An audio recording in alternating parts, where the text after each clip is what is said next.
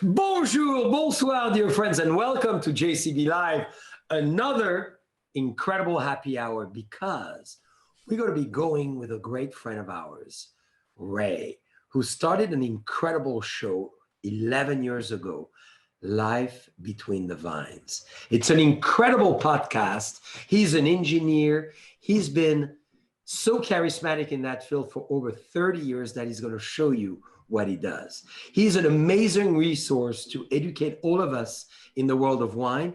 He does it with a lot of wit, a lot of humor, and a lot of charisma.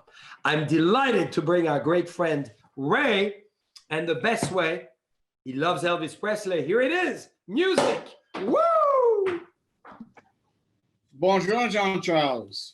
Bonjour, Ray. How are you? I'm excellent. How are you? Well, as I look at your charming beard, I see legs moving behind you. What are those beautiful legs? Are those yours or? That is my dear friend Elvis Presley, who is he is gyrating his pelvis, as they say. Is he one of your ultimate idol? Well, actually, I'm a big Beatles guy, to be quite frank, but he's part of the deal.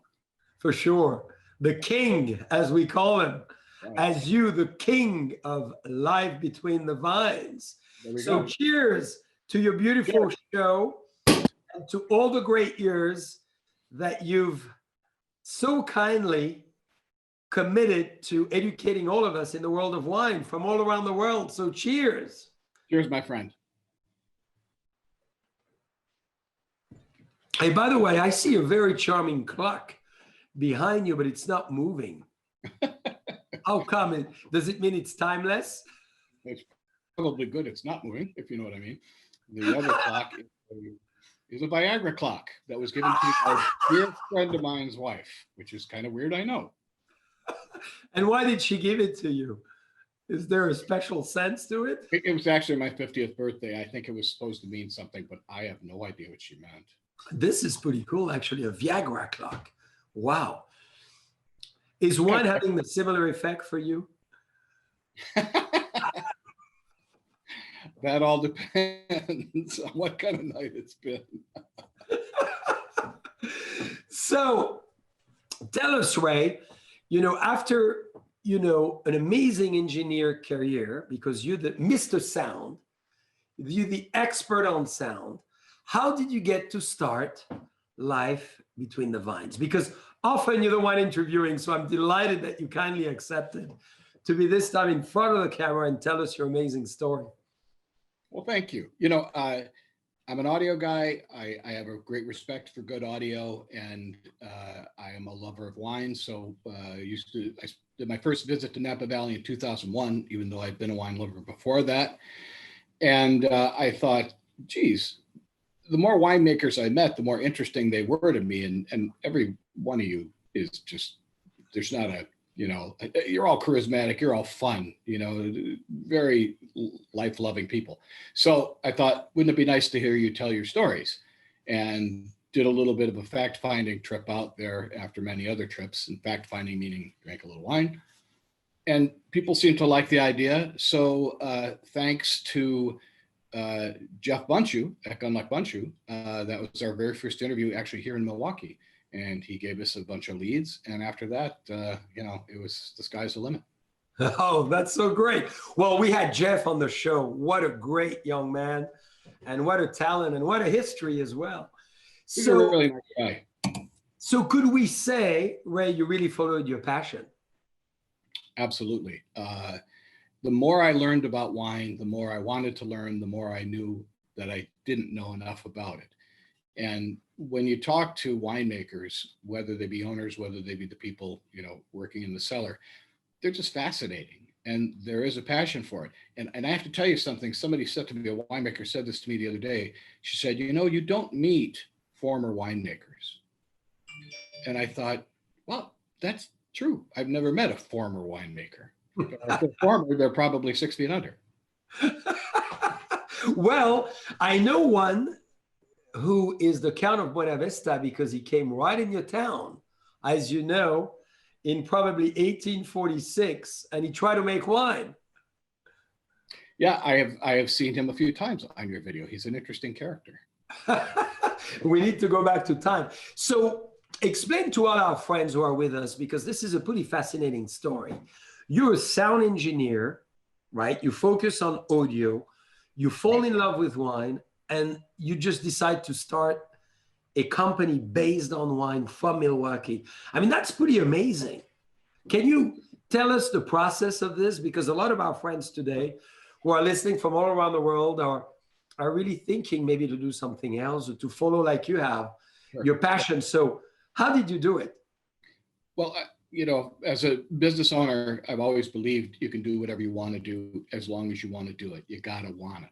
So you have to really focus, learn, educate yourself, and follow your heart. For me, again, having been to Napa so many times before I started the podcast, we started in 2008, and I was just aching to get behind the scenes. In fact, in 2009, I was invited by a winemaker in Napa to come work for a week in the winery. That was one of the best experiences of my life. I was blown away by it. You know, doing punch downs and pump overs and working in the cellar and all kinds of things. And it just became more and more fascinating.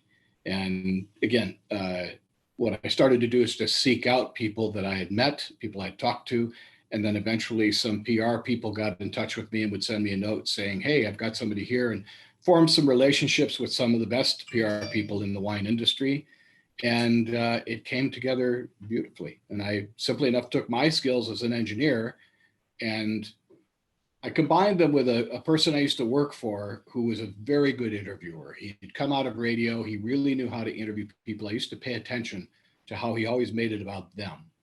And also to just keep my mouth closed while you're talking, because, you know, they want to hear from you, not necessarily me. So that was kind of how I built it. And it just started taking off. And the biggest thing after that was building the mailing list.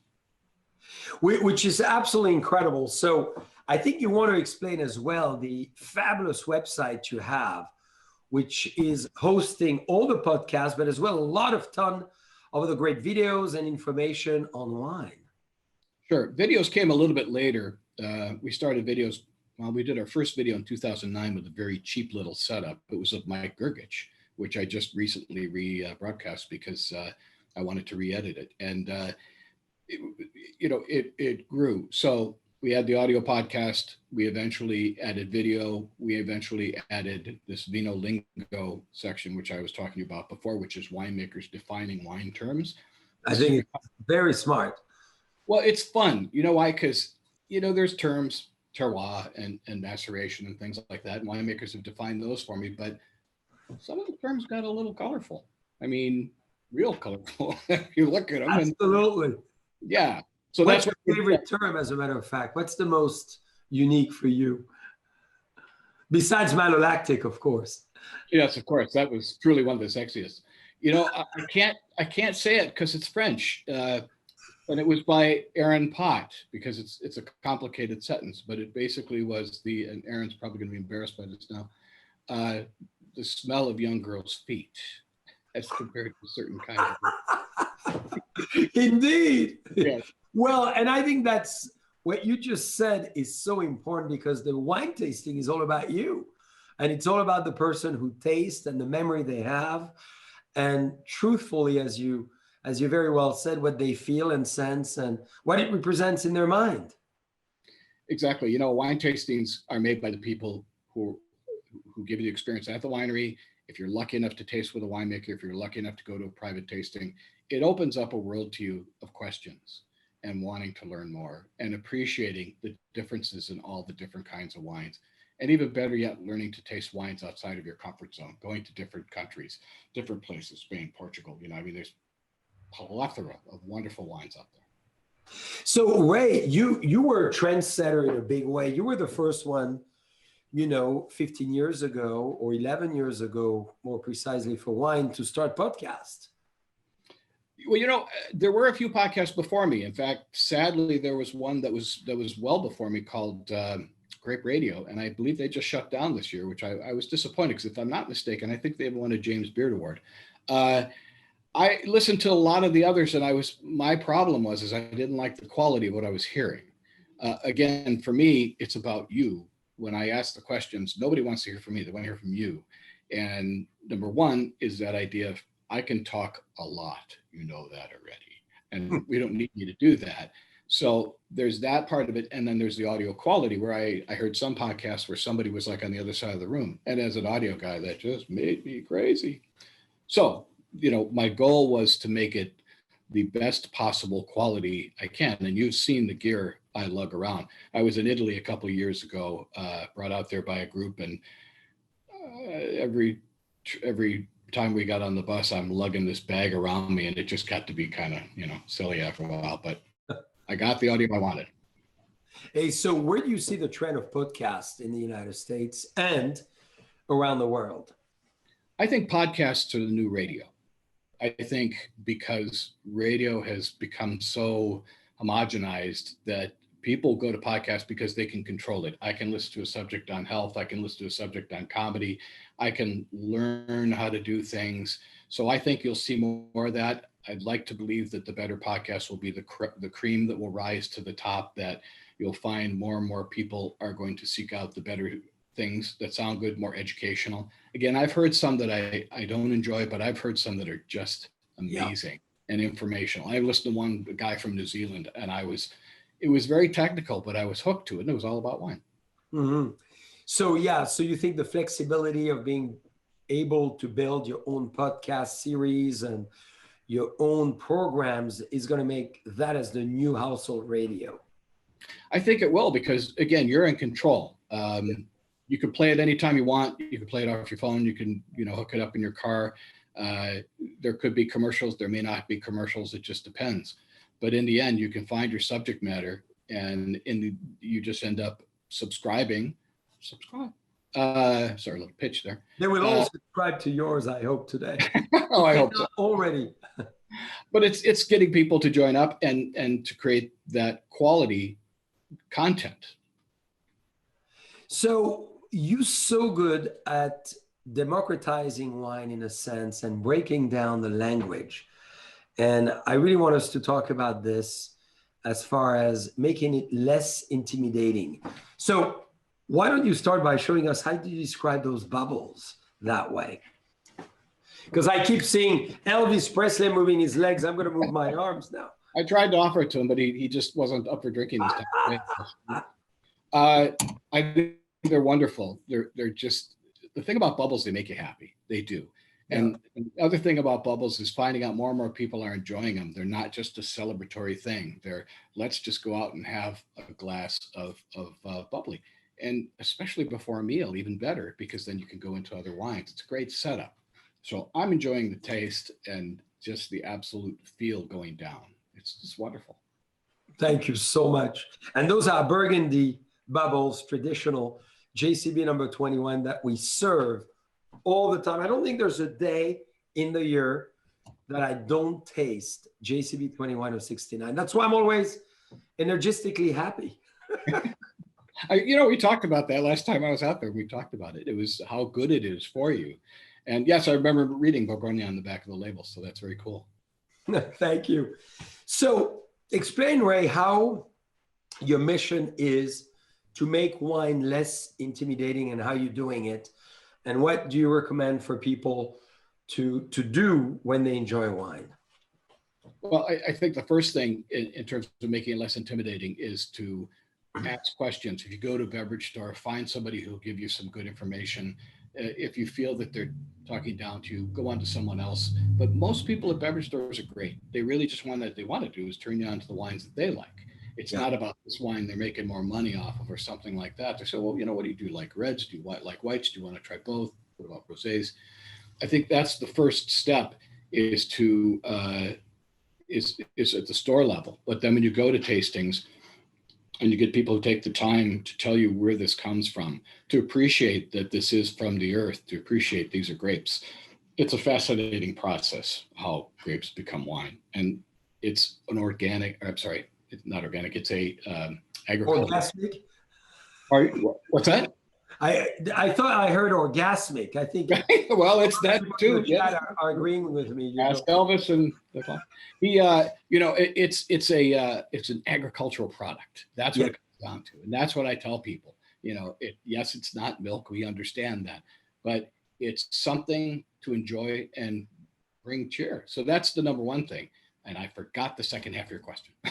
Well, how do you, yourself make it less intimidating in that translation on your podcast and on your website? And finally, how do you recommend people to really dive into it in a self-discovery way, if you wish? Well, people will ask me, I'm going to have a get together. What do you recommend? And I'll make very specific recommendations from areas, from countries. I'll make specific recommendations in price. That's not a business for me. It's simply a courtesy to my friends. Yeah. And you develop a group of friends that love drinking wine, and they call you out of the blue. I just had a friend of mine wanted to get a whole different group of rosés together for a pre-wedding event. And we got them from Italy, from France, from the United States, and it was a really nice blend. To me, recommending wines is the way I try to get people to think of them in a less intimidating fashion, and not to be afraid occasionally to spend a few extra bucks on it, because they'll taste the difference. There is no question about it. So that's really the approach I take. And again, by letting people hear winemakers' stories, because winemakers are nutballs. They're great. So have you always been curious about people's story? Yeah, I think so. I think it comes from being in this business because I listen to people. I've been in on interviews with other people for years. I've worked with all kinds of different people. And telling stories is part of the video, part of it. When I edit the video, it's even more fun to watch the people's faces when they tell the stories. So yeah, I guess that's part of my nature. I'm a big reader. I read a lot. What's your favorite book right now? I just finished Stephen King's last book, which the name just skipped right out of my little head. But my favorite book as well. Quite a writer for sure. He is my favorite writer. He's the funniest guy on the planet. He cracks me up. But my favorite book is Watership Down by Richard Adams. That's a wonderful book. Great choice. Now, how did you get your passion for wine originally? How did you discover wine was going to be your passion, your life, or your double life in many ways? My double life. That's a good way to put it. Really, when I was a kid, a younger man, I worked at a grocery store. I worked in the beverage aisle, and I worked with the wine buyer, and I started learning about, Paul Foussé and all these wines I'd never heard of. And of course, you see all the jug wines, and you always kind of wondered about those. And you saw the little guys who would come in and buy them and come back another couple of days of wine. So after a while, you got curious.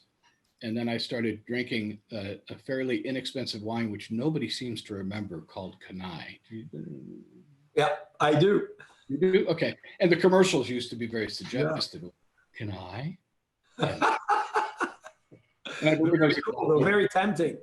That was kind of the idea. And then you evolve from there. Then, you go to, maybe a white Zin. And then after that, you start going, this is okay, but I really want to try something better. And then I got into reds, and it just became this need to learn, to understand what was going on behind the curtain, and the differences, how I can drink one red here. I'm a big Cabernet guy, but I love Pinot as well. I'll drink one Cabernet here, I'll drink another Cabernet here. They're completely different.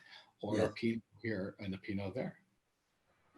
So now I'm going to be suggesting that we serve the wonderful Deloach wine, because I know you have a big affinity and passion for the land as well, Mother Nature, and you always very intrigued about the evolution of organic and biodynamic. So we chose an organic wine for you from Mendocino, which is another great region. And I wanted for you to tell me what you think of the wine, as well as what you think about the evolution of organic and biodynamic in the United States and where we're going.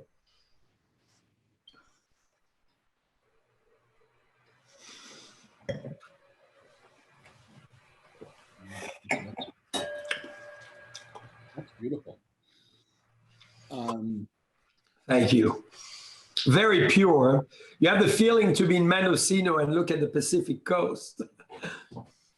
I've been up to Mendocino a couple of times, and it's very hard to leave Mendocino. It's that was my second opportunity up in Anderson Valley to work at a winery. And I think it has a wonderful body. And what's really cool is the finish as I talk to you. Yeah. It stays with you, coats your tongue in a beautiful way. Great mouthfeel.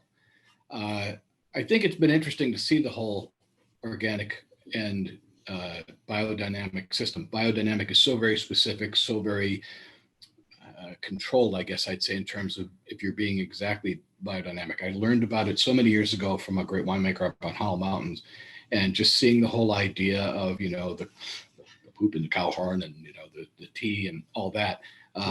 Fascinating stuff. For me, especially now that I live in the country, as previously living in the city, I have so much more of a greater appreciation for the land in general. I always have. I don't like seeing waste. And the idea of being organic, being biodynamic, letting critters do what they do in the vineyard to take care of it, to doing, basically what Mother Nature meant. To me, that's meaningful, and it makes it a little more enjoyable to drink those wines. And fascinating stories, again, because it's such a very specific thing. First winery I interviewed, one of the earliest ones, was Benziger, and they were very early in biodynamic. And do you think the trend is really beyond a trend now? It's really established in the world wine scene, being a steward of the land, farming organically, and eventually moving into biodynamic rhythm? I think it is, along with having solar panels and not, contributing to dirtying the atmosphere up. With all the issues that are happening in the world these days, I've always said to people, whether you believe in climate change or not, doesn't matter. Don't you think we should take care of the earth anyway? And as a person who loves wine, I see the appreciation and the love for the vineyards. And the attitude that I love the best is, we're here for now, we're going to move on, and it maybe will be your children or maybe your two little girls, that'll take over. You want to give them something. The best present you can give them is land that's been well taken care of. That's just, to me, that's fantastic. I love that expression as well. We borrow the land from our children. And you said it in a different way, but I fully agree with you. And I really believe, as I talk to more and more winemakers in California, not just Burgundy or, French region, I really realize that people now are so into it that it's becoming part of who they are. I think so. You and your farmers. Yeah. That's what it comes down to. And taking care of the land, especially these days when Mother Nature can get a little angry from time to time. Yes. And what inspires you, Ray, in terms of building your storylines and your podcasts, your interviews? What drives you to do this, and how do you define those stories? Everybody tells their story to me. I do, believe it or not, and I shouldn't say this, I don't do a ton of research on the people I interview because I don't want to set them up. I want them to tell me. I want their stories to come out of them. I don't have an agenda. There are certain specific questions I ask. There's a couple that I feel really proud of that I've come up that get a couple of seconds of silence and people react to them. That's pretty cool. But the whole idea is to just hear where they come from. I mean, so many people in wine came from a medical background, or maybe they were in college for medicine, and that love of science drew them, as well as the love of the earth. That fascinates me. And which is amazing with you is you do it all the way from Wisconsin. So how is the wine scene where you are? Actually, it's not bad. There are a lot of wineries here. There is an AVA here. I think it's the Niagara Shelf, if I'm not mistaken. Yeah. I know of a winemaker that I've interviewed a number of times about 2 hours north of here. He's a great guy. He is passionate about Wisconsin fruit. He does not buy fruit from anybody else, and he really drives the state. He is a hard worker at waving that flag, and I really admire that. The whites are fantastic. I mean, and just a couple of weeks ago, since I have not been able to interview anybody in person, as it turns out, my girlfriend met a guy who, let me just set this up a little bit better. I live on a horse ranch. My girlfriend is a horse trainer. Yeah, you're a big rider, right? I don't ride at all. No. She does. No, she's a rider. She's a trainer. People have asked many times, gee, when are you going to teach Ray to ride? And she says, I'm not going to. And I go, why? And she goes, because he'll kill himself. Maybe she gives you secret private writing lessons. Oh, I'm a city boy, John Charles. I don't know. I mean, you're a Frenchman, I'm sure. Well, something tells me that you move your legs pretty well like Elvis, so I'm sure she's very... Thank you. Anyway, so around the corner from where we live was this gentleman who was very, very kind by taking a lot of our horse poop for us because he needed it for his vineyard. She introduced us, and he was doing homemade wine. I've never interviewed a home winemaker before. And the guy was fascinating. He was no different than any of you. He was just like you. Same passion. It takes a lot of time. He had a really lovely vineyard, red and whites. And, he had a nice pole barn set up where he made his wine. So that was cool to see somebody in a completely different angle, but yet nothing different in terms of attitude. Do you, on that note, see wine being made all across the United States and growing dramatically that way? I do. I think a lot of people will try to buy fruit from other areas, which is fine. I have no difficulty with that, but I think it's fun if you can grow it on your own property or property you have. I've even considered maybe down the road, I'd like to plant some vineyards. I don't want to become a winemaker. That's not my area, but it'd be interesting to grow them. It's also a matter of finding the time because it takes so much time to take care of grapes. So Ray, are you planning to plant some lovely grapes on your beautiful horse farm? We have the property and it's very tempting. I have a wonderful view out our kitchen window. It's really, stunning. And this gentleman is not that far from us, and we're kind of in line where he is. And I asked him a little bit about it, and he said, maybe we could talk about this. Well, so anything is possible.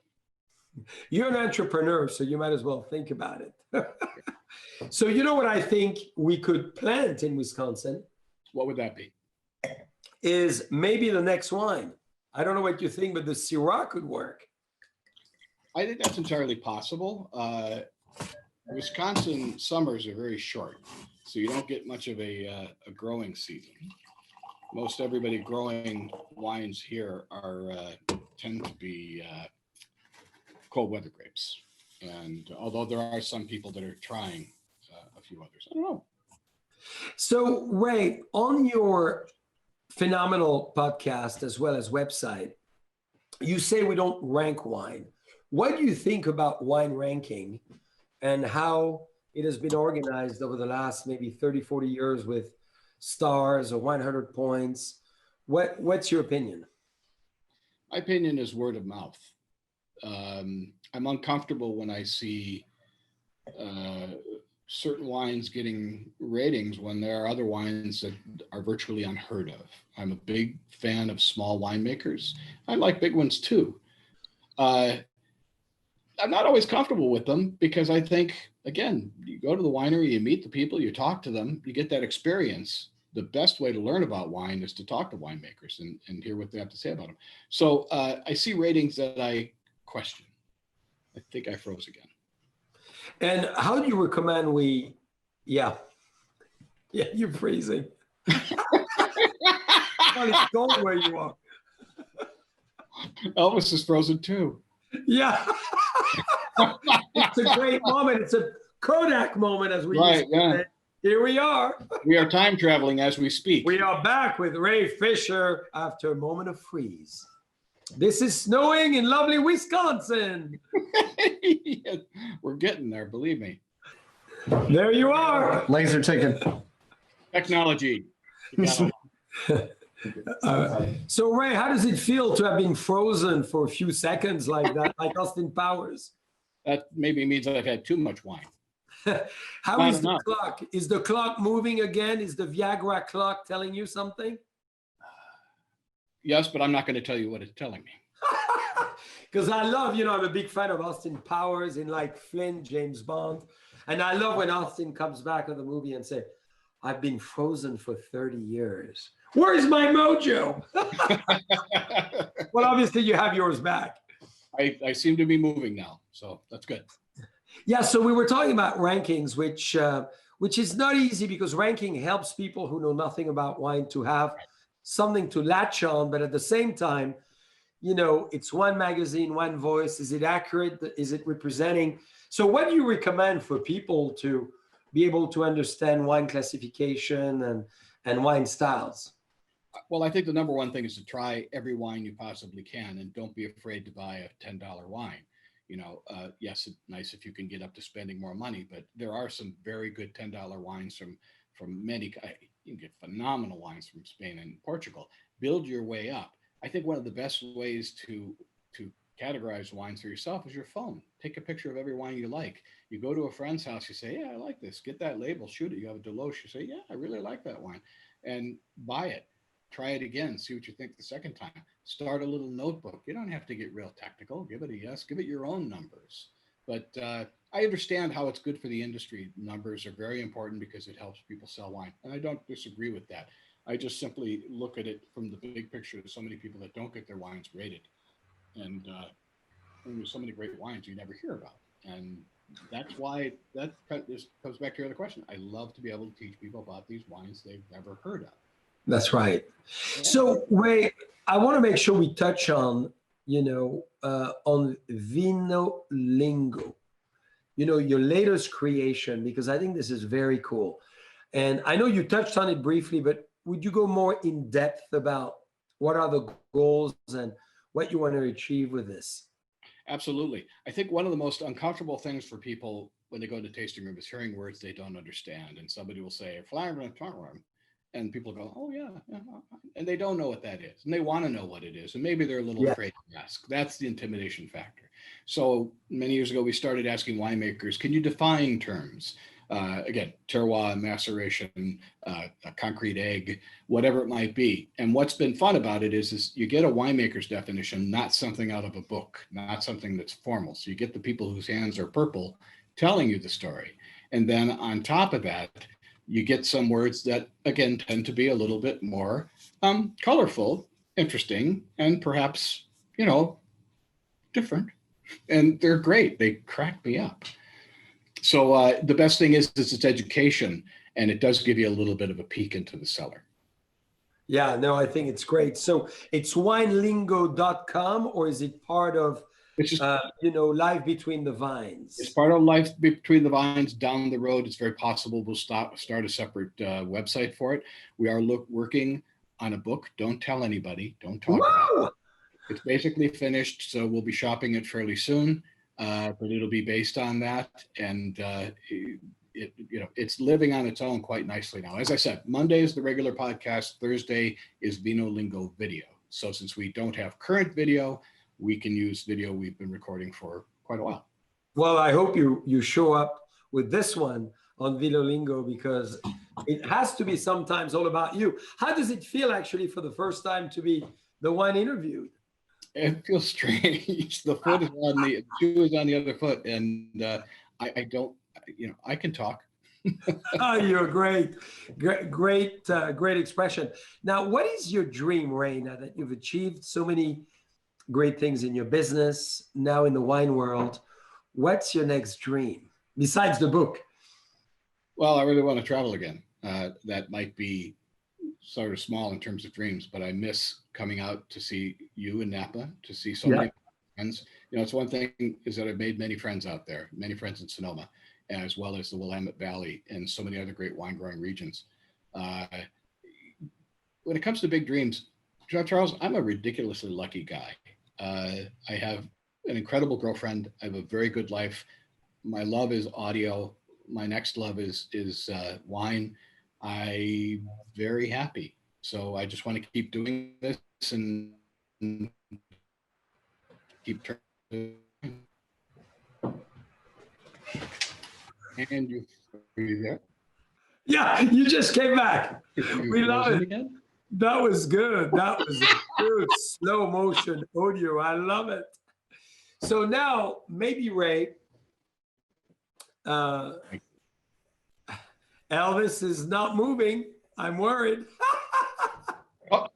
You're kind of coming and going. Yeah. I'm the one coming and going, or you are?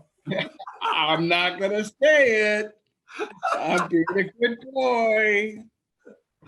So, Ray, as we're enjoying this lovely Syrah, as a closing statement, I'd love for you to give a piece of advice or a message to all our friends around the world who are listening to you today.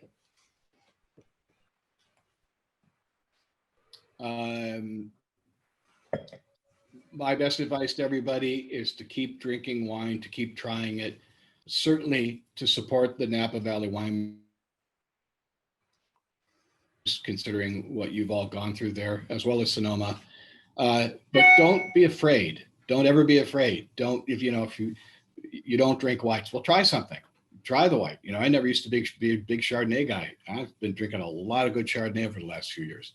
So never be afraid to try something new, because there's a lot of fascinating wine out there. And I've this home winemaker, I drank his white Frontenac, and I was like, wow, this is good. So there you have it. Well, I love it. So curiosity, daring, being entrepreneurial, obviously, as you've been. And, I love your sense of education and your willingness as well to break the intimidation on wine and bring it and help us to bring it to more people around the world. So, Ray, I want to thank you so much for having been with us today. I cannot wait when your dream comes true and you come and see us in Napa and Sonoma, and maybe in France too. It would be good to see you on the other side of the world. I would love to be in France. It's on my list, and I'm going to get to it soon, and I look forward to it. And thank you for what you do. You are such a bright light in the wine industry in Napa Valley, and you're just so much fun to chat with. Well, I love it.